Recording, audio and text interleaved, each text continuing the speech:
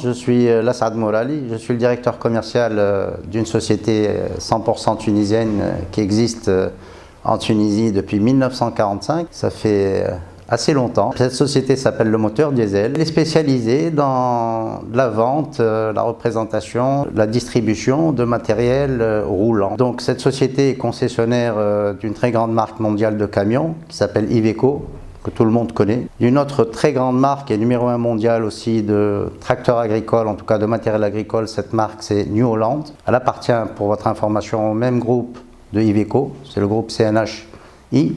Une autre marque de chariots élévateurs, donc tout ce qui est lié à la manutention. C'est un secteur assez développé en Tunisie, d'une marque chinoise, qui est la première en Chine.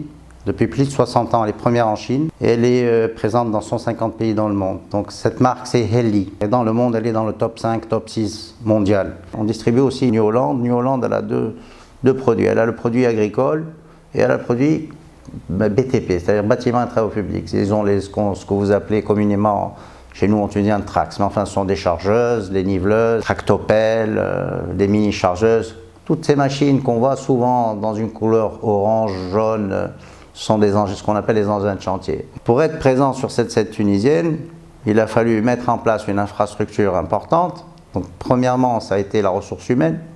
Donc, nous avons, comme je vous l'ai dit, entre 85 et 100 personnes qui tournent. Donc voilà, donc on représente, si vous voulez, ces trois grandes marques. Et autour de ces trois grandes marques, il y a d'autres marques internationales qui viennent après, parce qu'un camion ne se vend pas tout seul. Il y a ce qu'on appelle une superstructure, du matériel qui est mis sur le camion. Ça peut être un simple plateau avec des ridelles, ça peut être un fourgon, mais ça peut être aussi des choses beaucoup plus complexes et beaucoup plus sophistiquées sur le plan technique, comme ce que vous voyez dans la rue, dans les municipalités, le matériel pour le ramassage des ordures ménagères, les bennes ordures ménagères, tout ça c'est monté pour nous sur des camions Iveco. Et ce sont de très grands fabricants mondiaux que nous avons l'honneur de représenter par le biais de la société Le Moteur Diesel. Donc moi je suis le directeur commercial de cette société. Je suis arrivé il n'y a pas très longtemps, il y a 6 ou 7 ans maintenant, et on essaye de développer tant bien que mal cette entreprise qui a un caractère assez familial. Les décisions se prennent très vite, c'est un gros avantage. Il y a une excellente ambiance au sein de cette société qui emploie à peu près une centaine de personnes, entre 85 et 100 personnes. Il y a des techniciens, il y a des ingénieurs. Bien évidemment, on met l'accent sur les jeunes diplômés pour essayer de leur fournir du travail, les former. En général, les gens, moi j'ai constaté ça, qui travaillent pour le moteur diesel ne la quittent pas.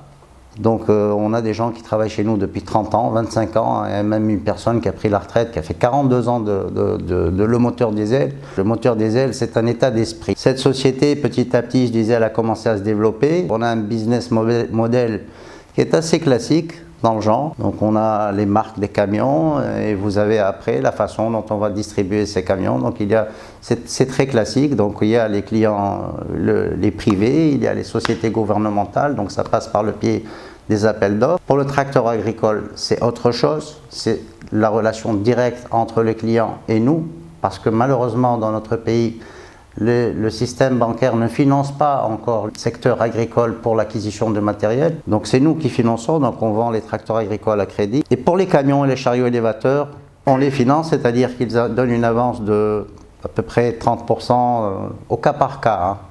Ils donnent une avance et après, comme ils ont des récoltes qui sont annuelles, donc ils payent en 3 ans ou bien en 4 ans. Les banques financent très peu, très peu le secteur agricole en Tunisie. L'État aide à hauteur de 50% de cet investissement. Donc il subventionne le tracteur agricole ou le matériel agricole, l'investissement que veut faire l'agriculture, il subventionne à hauteur de 50%, ça peut aller jusqu'à 55 et 60%, ça peut descendre aussi un petit peu moins. Donc, et ça c'est à travers l'APIA, c'est l'APIA qui octroie ces subventions. Donc si vous voulez, nous on prend en charge la totalité du dossier et très souvent les agriculteurs prennent cette subvention avec beaucoup de mois de retard, beaucoup d'années de retard souvent. En immatriculation en camion neuf, le marché tunisien, là on parle de camions, c'est-à-dire toute taille confondue. Ça, le marché total est à peu près de 2500-3000 véhicules. Si on enlève ces camionnettes et qu'on reste dans le segment vraiment camion à partir du 3 tonnes 5, parce qu'il faut des permis spéciaux pour conduire ces fameux camions, ce qu'on appelle un permis poids lourd. Et pour conduire un camion de 3,5 tonnes, il faut un permis tourisme. Le permis de votre voiture est suffisant pour conduire les petits camions qu'on voit ici. Et là, ça, c'est un marché d'à peu près 1000 véhicules par an en Tunisie. On donne beaucoup la priorité aux jeunes pour essayer de les former, de les garder, de les fidéliser. Deuxième chose, c'est mettre en place un système d'information. Donc ce qu'on appelle les ERP plus communément. Nous, on utilise ça depuis pas mal de temps, une bonne douzaine d'années. Donc on a été assez précurseurs là-dessus et on a l'information en temps réel. C'est-à-dire s'il y a un boulon qui rentre à la société de moteur diesel et une vis qui sort, c'est répertorié, enregistré à l'instant T. Donc nous ne communiquons pas énormément, vous n'allez pas nous voir sur Facebook en train de taper de la poitrine, dire que nous sommes les plus beaux, les plus gentils, etc. Non, nous allons sur le terrain, nous formons nos gens, nous ramenons des coachs qui font du team building, à la tunisienne, hein, sympathique, c'est pas un truc où vous avez les grands tableaux, les grands machins et tout, ça se passe toujours de manière collégiale pour maintenir toujours ce qu'ont donné les grands-parents de mon patron actuel et les parents et lui actuellement.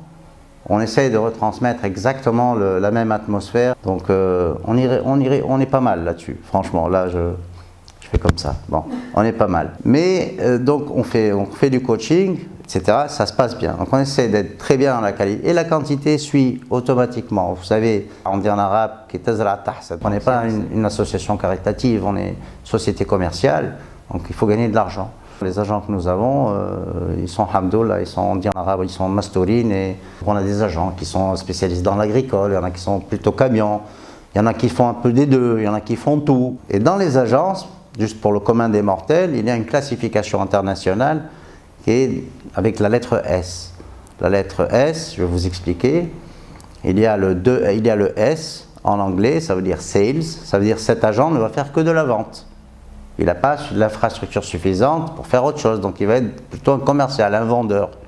Donc il peut avoir un petit bureau et être votre agent quelque part. Ça ne nous intéresse pas trop ça, mais bon. Il y a le 2S, c'est-à-dire c'est un agent qui a une petite infrastructure et qui a de quoi faire un showroom, donc exposer un peu. Et le deuxième S, 2S, donc c'est le spare parts.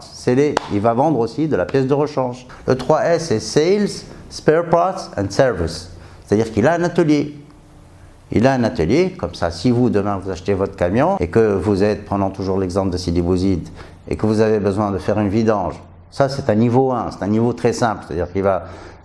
mais il y a toujours l'outil électronique pour faire le diagnostic, etc. On n'est pas en train de vendre une baguette de pain, hein, on est en train ou une canette de Coca-Cola, on est en train de vendre un camion. C'est quand même, il y a de l'électronique, il y a des outils de diagnostic, il faut que ce soit des médecins assez compétents pour pouvoir s'occuper de ça. Donc on va lui former son personnel, à cet agent. Donc il y a toute une chaîne hein, qui s'enclenche. Et donc on a aussi, parmi les 14 agents que nous avons des agents qui font excellemment bien leur travail et qui sont 3S, qui sont en catégorie 3S. Dans le 3S, dans le troisième S, le service, il y a plusieurs niveaux. C'est-à-dire, vous pouvez faire de la vidange, un niveau vidange, service simple, enlever un amortisseur, là, après vous pouvez démonter un moteur, après vous pouvez rentrer dans la boîte à vitesse. Donc il y a plusieurs niveaux. Et nous sommes toujours suivis en amont par le fabricant, que ce soit Iveco ou New Holland, qui envoie eux-mêmes leurs ingénieurs. Tous les ans, ils viennent 2 fois, 3 fois, quand cela est nécessaire, ils font des formations et ils font ce qu'on appelle un assessment, c'est-à-dire une évaluation d'abord de nous, en tant que maison mère. Ils voient si on est au point, si on a évolué, si on a respecté nos objectifs, si on a respecté nos engagements au niveau achat d'outillage, etc. Et si l'agent est prêt pour passer d'un niveau à un autre. Voilà, c'était le moteur diesel, entreprise familiale, depuis 1945.